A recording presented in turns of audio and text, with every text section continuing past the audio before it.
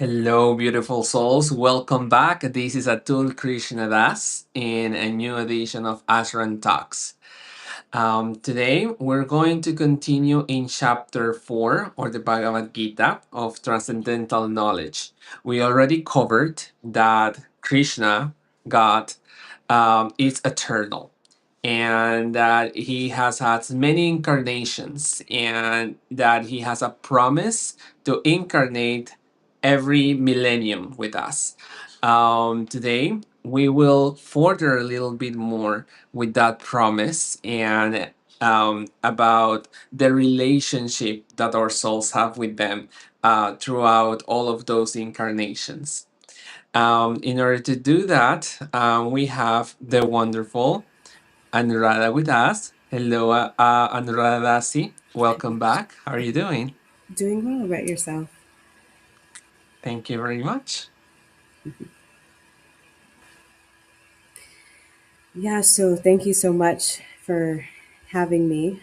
Um, and, these verses of chapter 4 are extremely beautiful. Excuse me. And these are something that will, for the next, especially for the next few verses, we'll dive into some amazing things. But I'm excited to talk about the verse today. So, first, we'll begin with the invocation prayers and then I'll move into the discussion. अज्ञानतिमिरन्धस्य ज्ञानञ्जनशलाकया चक्षुरुन्मिलितं येन तस्मै श्रीगुरुवे नमः। गुरुवे गौरचन्द्राय राधिकाये तदालय कृष्णाय कृष्णभक्ताय तद्भक्ताय नमो नमः। वञ्चाकल्पतरुभ्यश्च कृपासिन्धुभ्य एव च पतितानां पावनेभ्यो वैष्णवेभ्यो नमो नमः।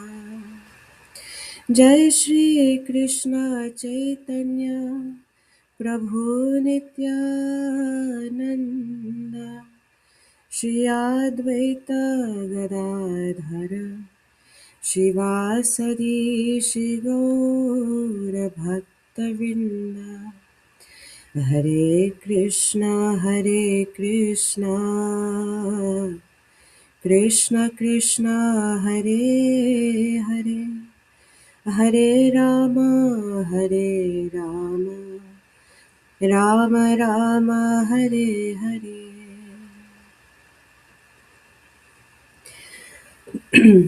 So,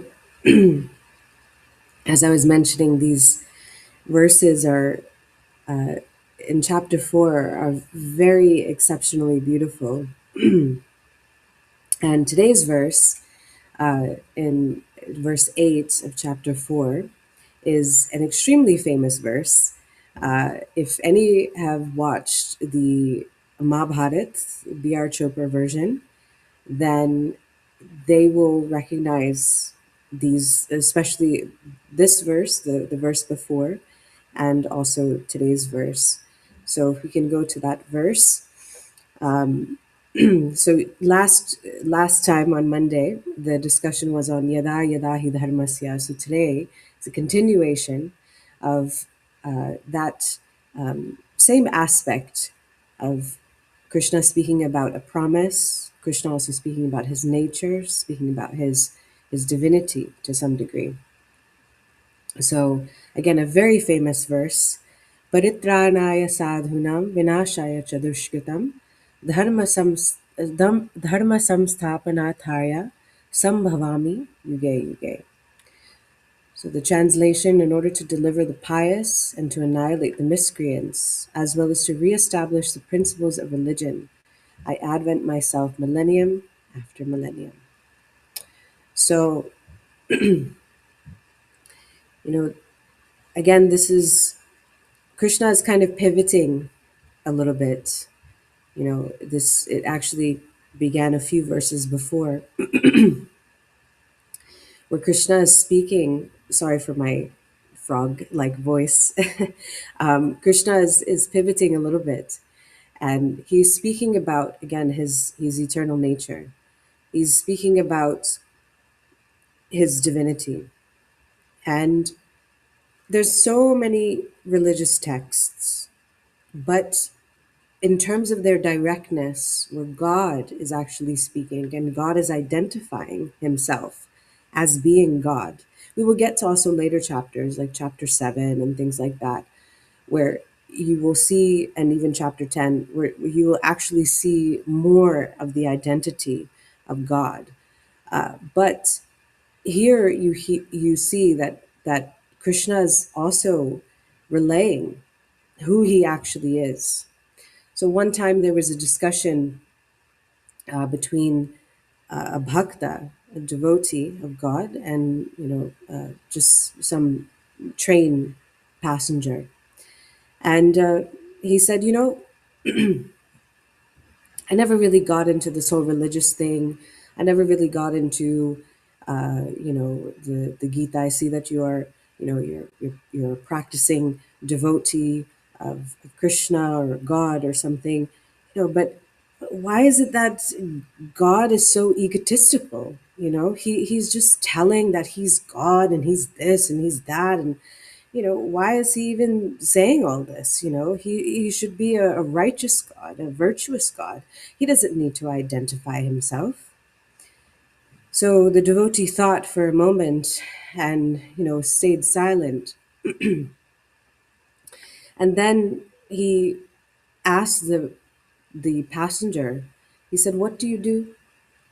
And so, the passenger said, "Oh, well, I'm a bank manager, like I'm a almost like a CEO of the bank." And he said, "Oh, so like what do you do like for the bank?" So he described all his duties and responsibilities and all these different things. And he said, "Well, why don't you just say that you're the janitor?" He said, "Are you crazy? I'm the CEO of the bank. I'm the manager of the bank. I'm not going to say that. I, I have a much higher position than the janitor does." "Well, why don't you just say that you're the bank teller?" "I have a much higher position than that too." And he said, "So similarly to how you are identifying that you're the CEO manager, or the bank CEO or what have you. So similarly, Krishna is also identifying himself. So he's not lying about it. That's one thing that Krishna does not do. So just as you are identifying yourself as to what your characteristics are, what your responsibility is, what your duties are, what your position is, what your profile is, similarly, also Krishna is also identifying his profile. He's identifying his nature. So there's nothing wrong with that.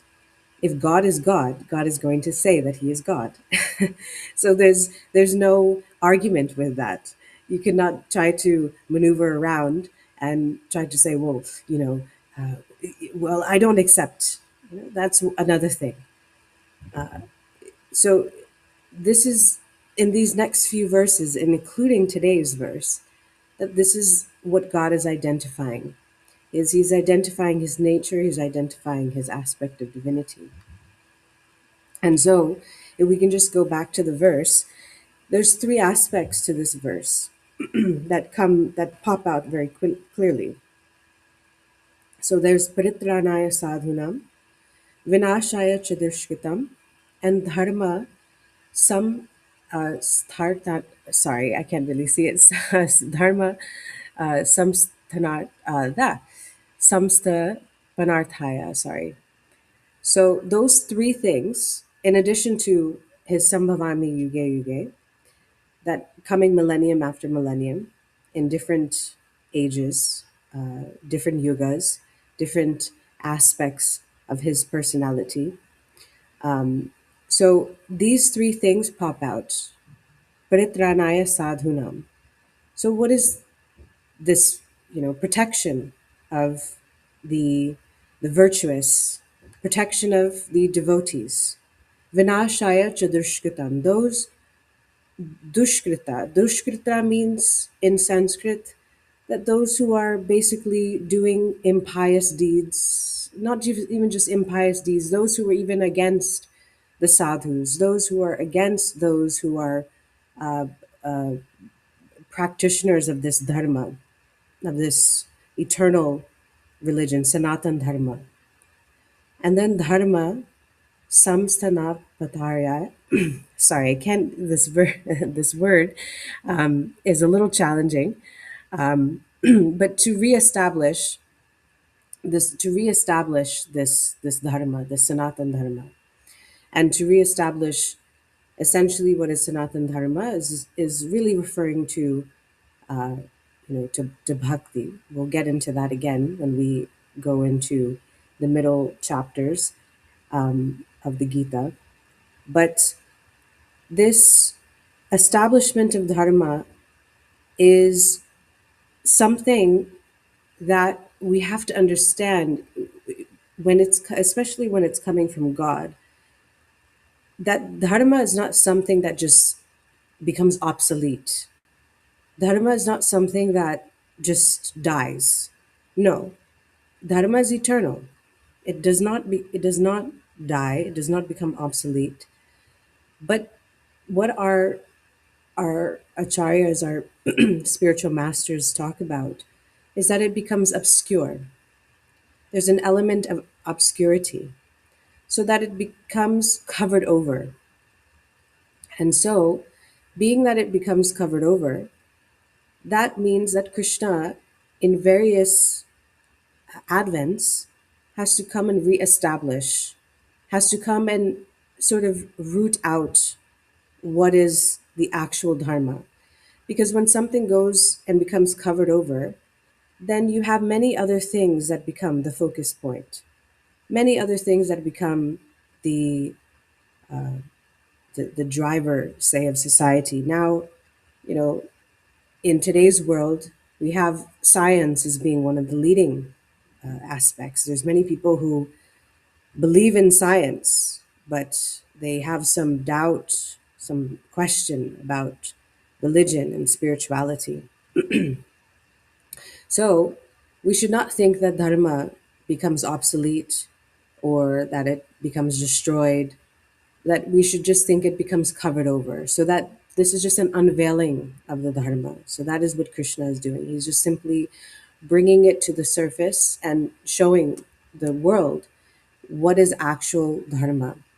And this is something that has already been pre-established. It's been given before, but he is coming again to, not necessarily re-establish it, but to you know, give it its prominence again, to make that the focal point for everyone. So now going back to the first two things, the protection of the virtuous, or says to deliver the pious and to annihilate the miscreants. So some people might question that, does God care about us? Does God love us? And so this verse is also highlighting some element of that care, that concern. And another aspect is there some bias that Krishna has? He's saying to annihilate the miscreants, this vinashaya chadushkatam. You know? So are we thinking that now that God is somehow a biased God, that he is a God that is unfair, that he is unjust? No, that's actually not true. That similarly, like a father or a mother will chastise their child, we have to be able to understand that we are all parts and parcels of that same source of divinity, that we are all parts and parcels of Krishna and Krishna's energy. So that is one aspect of even understanding the Gita. It's laying the ground rules. It's sort of laying the ground foundation of us being able to understand our eternal nature as a soul. That soul is a part and parcel of Krishna's energy. There's no mistaking that. There's no necessarily arguing with that. There's many who will argue it in terms of accepting based on their own perception. Similarly, they will also argue that God is unjust, God is unfair, God is biased, all of these different things. But we have to understand it from the perspective again of God's words and what his real intent is. And so we can understand this from the perspective, especially given the commentary of bona fide representatives of God who have also understood the intent of God's message. Excuse me, here is that God is not being biased or unjust, that he is like a parent. The parent has kinship with the child, that this is my offspring. I must, if I see that my child is going towards a fan, or I see that my child is going to put their hand in fire, or I see that my child's going to cross the street without me, or even if the child is older, the child is crossing the street but not looking both ways, I have to chastise the child. Sometimes the chastisement can be a little bit more involved, more severe, and sometimes the chastisement can be very like a slap on the wrist. But still, there's chastisement. Still, there is some level of, as you know, some people would call it punishment. So this is just the nature of how a parent to child relationship is. For any parent out there, they cannot be the laissez-faire parent and just be the friend always and and just let the child do whatever they want. No, there must be some discipline. And those there's crucial years where discipline comes in place. So this is the same thing that happens when individuals are not maybe doing what they're supposed to do, or maybe they're going against dharma, or perhaps they're even doing something that is not helping them, it's not benefiting them. That is sometimes where chastisement will come. You can even think about eating, just as a very basic example, that someone who is eating so much fast food without abandon, without care, they're just gorging themselves on so many, then what will happen? They become sick. There's some people who consume poison, they have to get their stomach pumped. All of these different things. You could even think of the world, if we're the children of God, so to speak, and that includes every living being, not simply just a select group of people. This is every living entity, including the grass, the trees, the ants. They're all a part of the same system, a part of the same energy coming from Krishna. So there's also, even in those elements too, there's also some level of chastisement. But you can think of even this world as being like a hospital. So in the hospital, you will have people that are very, very sick. People that are coming, what are they coming to the hospital for? They're coming for treatment. But that doesn't mean that the hospital is designed to cause disease. The hospital's designed is for treatment. It's meant to get you better, not to get you worse. Now, again, some can argue the other way. I'm not going into the extremes. I don't want to talk about the Medicare system, medical system, or anything of that nature. Some we can certainly have a discussion on that, but I don't want to go down that hole because I also have my own opinions about it. But just from the perspective, just basically, what is the design of the hospital? Design of the hospital is for everyone to get treated, everyone to have a treatment that will fix their particular ailment, their particular disease, and then to be released from the hospital, not to stay eternally in the hospital. So, the same thing, this material world is like that. The design of the material world is that it's temporary. The design of the material world is that it is meant to help cure the sick. And what does it mean by being sick? Sick simply means that we have forgotten who we are. We have forgotten our relationship with Krishna. We've forgotten the loving relationship that we have with Krishna. And so Krishna is simply coming to reestablish these things. He's coming to simply bring, again, like reestablish the Sanatana Dharma. He is coming simply to unveil it again, to bring it back to the surface so that everyone can recognize, ah, yes, like this is our prime purpose. This is the purpose of the material world. It's not our home. It's a temporary staying place. It's like I'm leasing a car or leasing a house or renting a house. This is just like this body I'm also renting temporarily. It's not who I am. I am a soul that is divinely and eternally in a loving relationship connected with Krishna. So, just as the doctor treats the patient, similarly, just as the parent, teaches the child. So, both things are there to correct the child or to cure the disease of the patient and to essentially uproot whatever is the cause of that disease and then to send them on their way to continue their journey. So that I'm sort of bringing it back to that point about God being biased or unjust or unfair.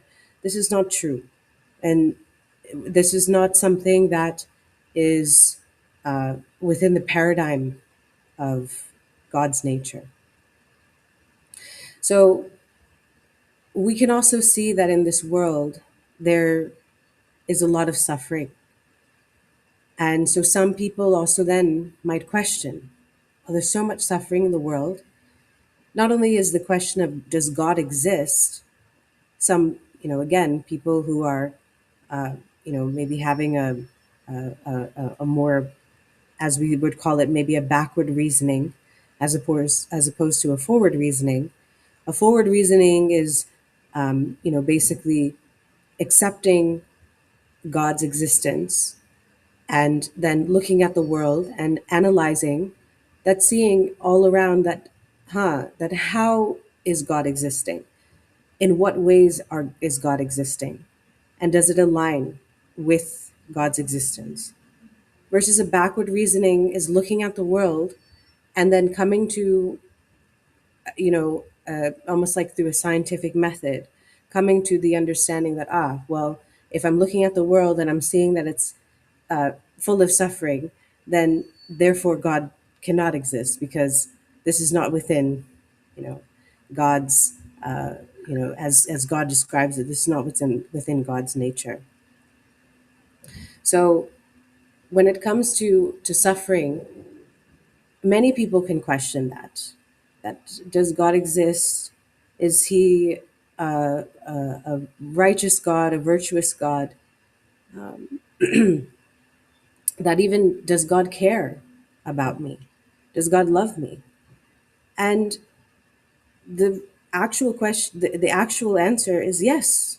We can say that the sunlight, we can say about oxygen, we can say about water. These are all elements of how God cares about us. That's on the very basic levels. These are basic needs that we all have. But some people can also say, oh, well, there's famine, there's drought, or drought, famine as a result of drought. There's torrential downpours in some places. There's heavy snowstorms in some places. How is this? This is all forms of suffering and to some degree. So, again, we are trying to look at this from a forward reasoning and seeing what is the actual nature of this place, what is the actual purpose of this place. Because then, if we can see what the purpose of the place is, then we can see that it's not inherently designed to cause suffering to us. It is just the nature of the place. And that our perspective is what is going to change. Our perspective is what is going to, essentially inform us about what is this place about. What is this material world about? And also in relation to God, that what is God's nature about? So, this Paritranaya Sadhunam, see, I'm kind of working backwards in this verse, but this Paritranaya Sadhunam, that the question is, does God even care? Of course. Of course he cares. Of course he loves us. Because what does he do? He comes to protect the pious, the virtuous. He comes to deliver them. Again, not in an unjust or unbiased way, but he the prime purpose again of Krishna's advent, of Krishna's promise, when he comes millennium after millennium, is it's based on love. It's based on the fact that these devotees, those who are very realized, those who are very near and dear to God, actually they don't even need protecting. Reality is they actually don't need protecting. Their lives are very much satiated with God in his various aspects. That is God's name, God's pastimes, his form. They simply with this they can survive. But out of love and care and concern, God advents. This is his promise. Millennium after millennium, he comes out of love in order to mitigate the suffering of the devotee, in order to mitigate the suffering of the bhakta, in order to mitigate the separation that exists between the devotee and God. So, question is, God, does God love us? Of course. He shows his love in many different ways.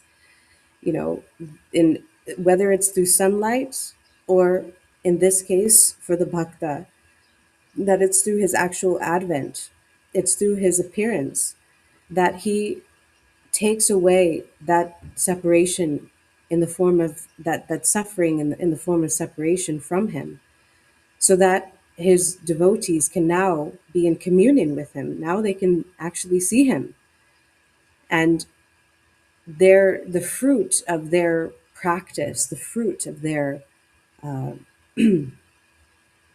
of their hankering, their yearning for a loving relationship with God becomes now satisfied and nurtured. So that is the real prime purpose. That's why I worked backwards, because though these are the three elements of this verse, the most prominent one is the Paritranaya Sadhunam, and it's done with love. It's done out of care. It's done out of concern. It is not meant to slight any. That is, again, it's not meant out of a place of biasness or anything. Krishna is equal to all. He is not, um, you know, again, just like the sun is not just showing on one house. The sun is showing on everyone's house equally.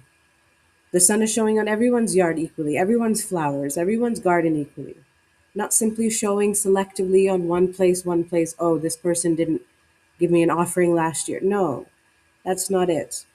That the sunlight is showing on everyone's house equally. Similarly, God is also equal to everyone.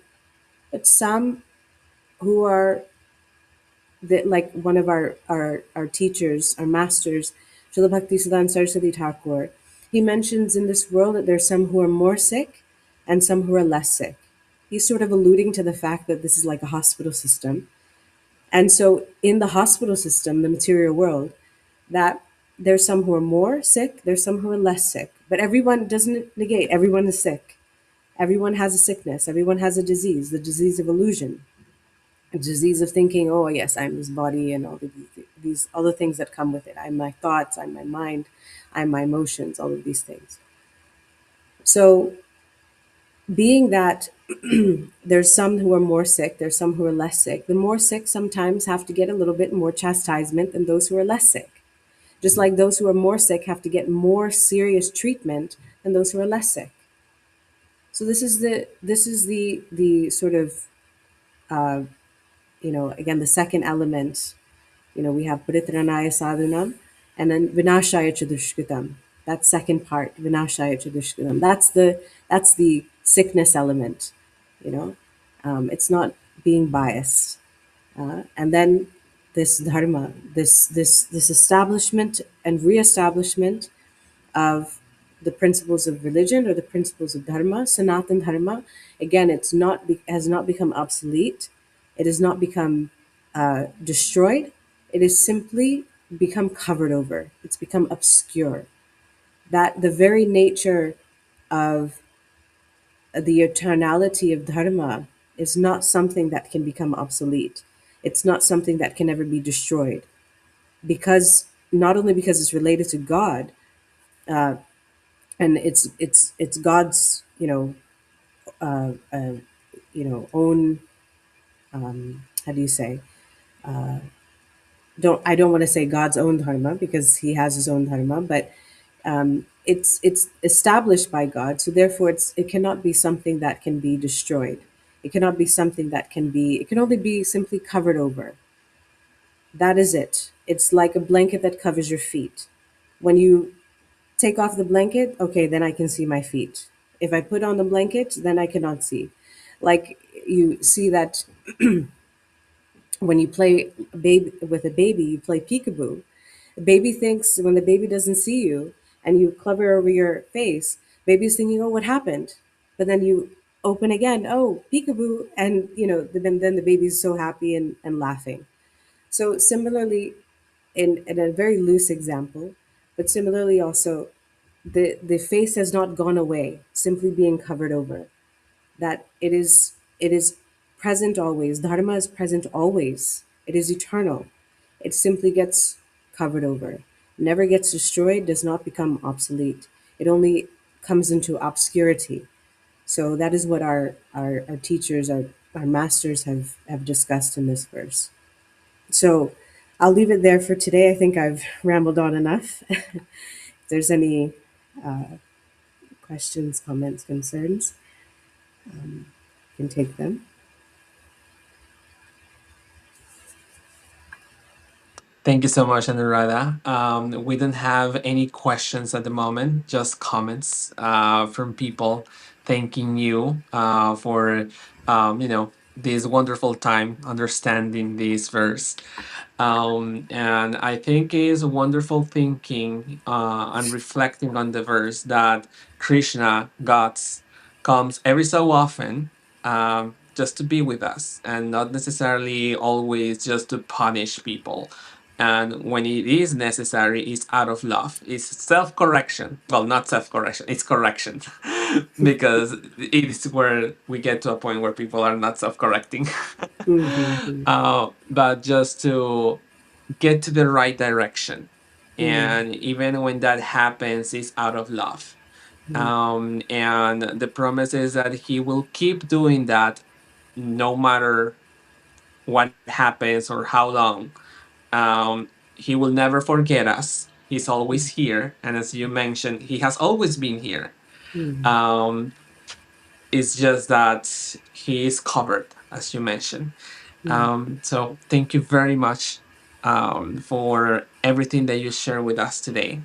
And thank you, everybody who was in here. Colleen, Sienna, thank you so much for being on live. And well, I will see everybody again in a new episode of Ashram Talks. Have a wonderful day. Hare Krishna.